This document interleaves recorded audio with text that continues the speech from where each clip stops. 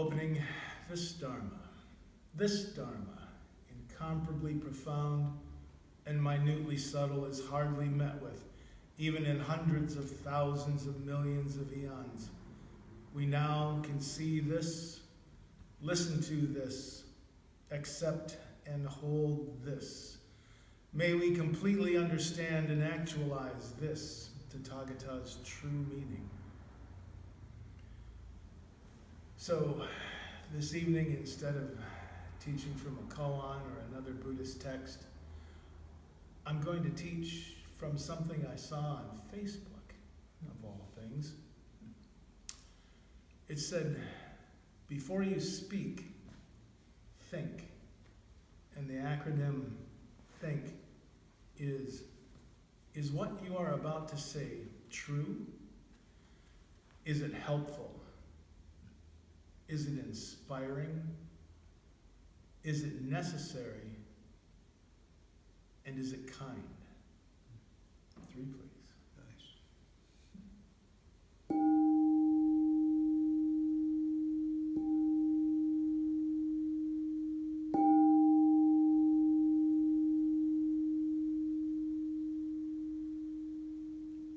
So this is the third step on the Buddha's Noble Eightfold Path, which was the first teaching that he ever gave.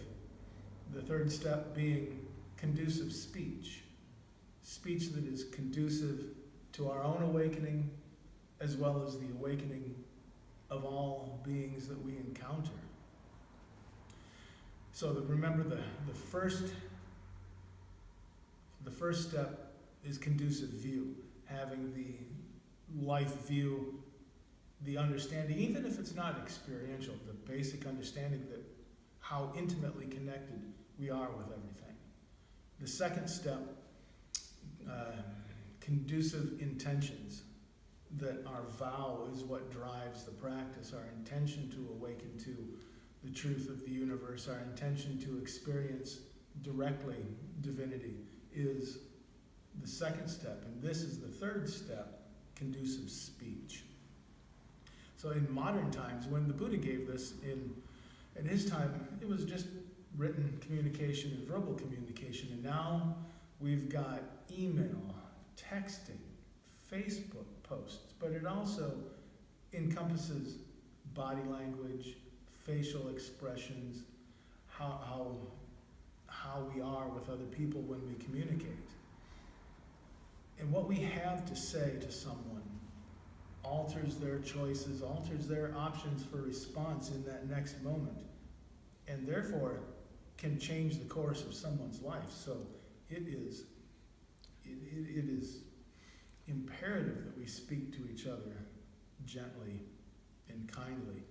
A measure to use on how we speak to each other, how we communicate. Is how we communicate conducive to other people's awakening as well as our own?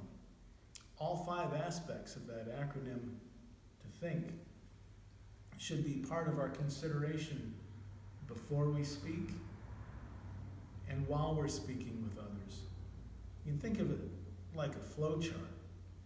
Every time you get to the first one, is it true? Yes. Is it helpful? Yes. Is it inspirational? Is it necessary? Is it kind? Yes, you've made it through all those, then go ahead and say it. And with practice it becomes second nature, but sometimes even you have to stop and think, stop yourself in the middle of it. But anytime you get to a no, is it true? No. Then be quiet. Then remain silent. And there's all kinds of, when you were talking about this conducive speech, there's all kinds of sort of moral dilemmas that we can create. Well, what if this? What if this? And we're not going to cover any of those tonight. It's not the point. You can do mental thought experiments on it all day long, and it accomplishes nothing. It's not what I want to cover tonight. So on that, I will remain quiet. So is it true? That covers all personal communication. Do you know that it's true? Now we live in an age of alternative facts. If you don't know that it's true, then remain quiet. Is it helpful? Does it point out something to the person that's going to receive the communication? Does it point out something that they're missing? And even if it's true, are you helping anything by passing this information on? Is it going to help the situation?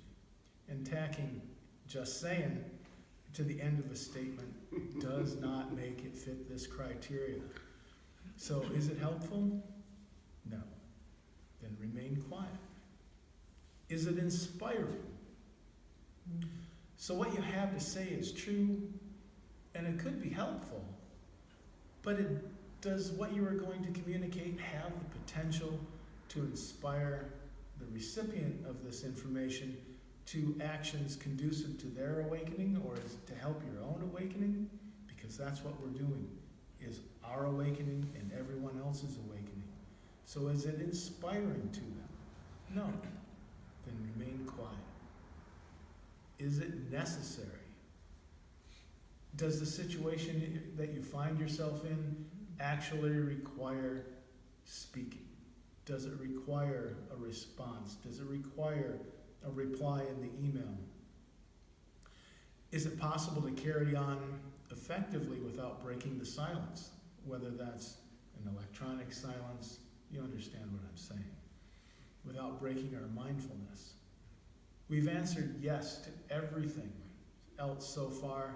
Now take a look at, in the necessary item, is our desire to communicate self-serving? Is it necessary? Well, I think that blah, blah, blah, or well, I used to do, that does it lift you up?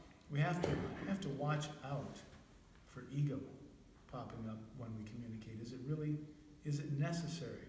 Idle chatter to fill in a perceived void, an uncomfortable silence. That isn't necessary. Just remain silent.